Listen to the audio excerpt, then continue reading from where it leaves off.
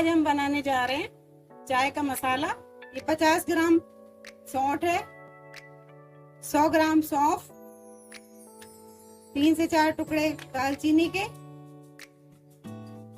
8 डोडे, 40 इलायची,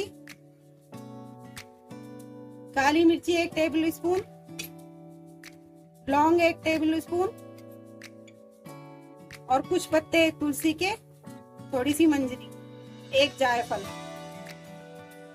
सौंठ को हमने कूट लिया है ताकि इन सब मसालों को धीमी आंच में सेकेंगे। ठीक है, बिल्कुल धीमी आंच पे सारे मसाले सेक लें।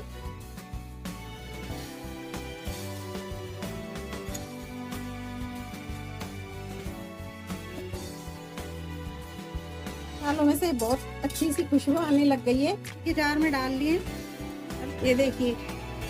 ये देखिए हमारा मसाला बन के तैयार।